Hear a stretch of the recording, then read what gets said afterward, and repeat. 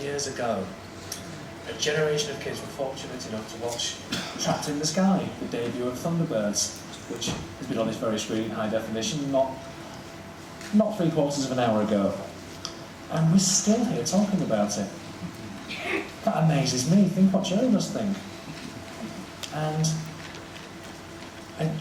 no science fiction conversation is complete without a mention of Mr. Gerry Anderson.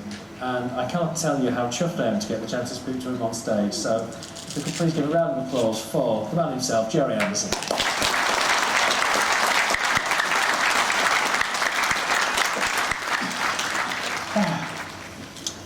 Now, you have had us all agog and a buzz because most of us have seen the speech that you gave, the very entertaining speech that you gave at the SFX Awards, where you were saying that Captain Scarlet, new Captain Scarlet, may be more indestructible than we thought, and may be in line for a relaunch. The thing everybody wants to know is if there has been any more developments in this, and what exactly you can tell us. Okay, well, the new Captain Scarlet is a bit of a sad story, so I hope you won't weep too much. Get your handkerchiefs out. But I mean, I think most of you know that we made the show. It's no exaggeration to say that I don't usually get excited about my own shows, but the new Captain Scarlet I did get excited about because it was made in CGI and I thought it was very expertly made, and I thought the stories were good. And so I sort of finished the show very, very pleased with myself and pleased for the people who worked on the programme. But unfortunately, ITC had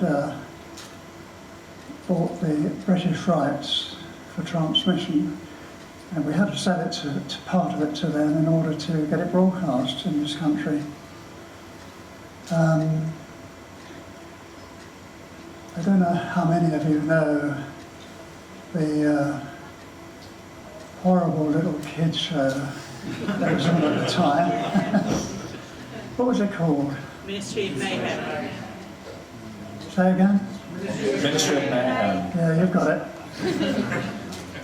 I know what happened. You know, it's unbelievable how cruel some people can be. But I had a meeting with the head of children's programming, who I'm delighted to tell you has recently been fired from ITC.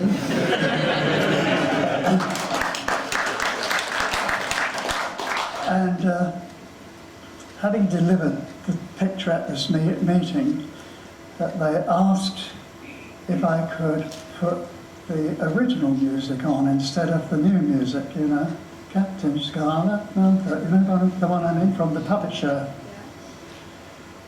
I told them that I didn't think it was right to do that. I thought it deserved a new opening. But they kept on, and I said, well, because you've left this request until this late hour, the cost of doing this will be £400,000. And they said something like, well, Gerry, I mean, that's your problem, not ours. Well, I mean, it certainly was our problem. And so we had a falling out. And I was very rude to them, which made me feel very good. But when I came out, I knew in my heart that there were going to be repercussions. And as a result of that, they treated the series like rubbish. I mean, you know, how... I mean, people who are professionals shouldn't do this sort of thing, you know. They should be able to say, well, I hate Fred or whoever, but, you know, that's a good show, we've got to put it out properly. But in this case, they decided that they would rather wreck the show than be turned down by me on their proposal. And so the rest of it is history. I'm sure most of you know, they took each episode and they cut it in half. I say they because we should have done it. It was an editorial thing. No, they cut it in half. And it wasn't promoted in any of the television papers. There was nothing written about it. There was no publicity. And the people who wanted to see it had to sit through an unknown length of time for this utter crap that was put on that programme. And it just broke my heart what they did. But there you are. I think the people who are responsible for doing this have come to the sticky end. And I just hope they won't be able to extract themselves from the stickiness. And so, really, they wrecked the show. Because many people who had children who wanted to see the show, the mothers or fathers wouldn't let them see it because they had to sit through this business of throwing food at each other and all shouting and screaming and what have you. So that was one audience that was lost.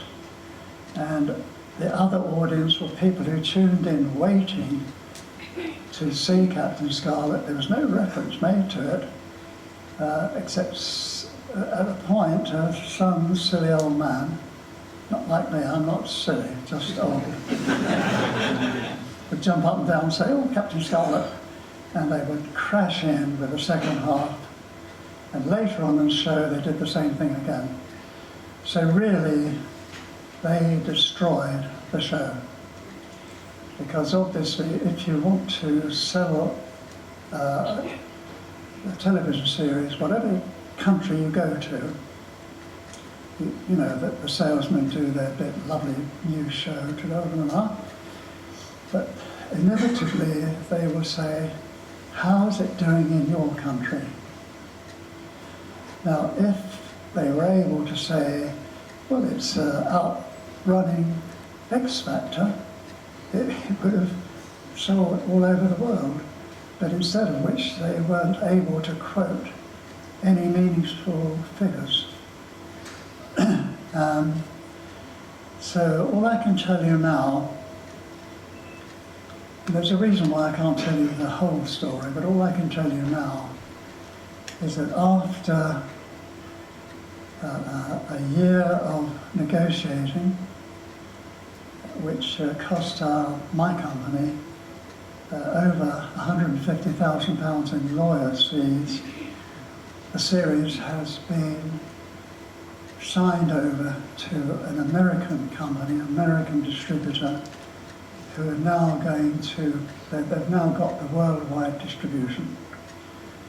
I tried to get the latest information to tell you, but I couldn't. What I can tell you is they're busy now trying to sell it all over the world. It just needs a breakthrough, so it's fingers crossed time. So that's how we stand. Not with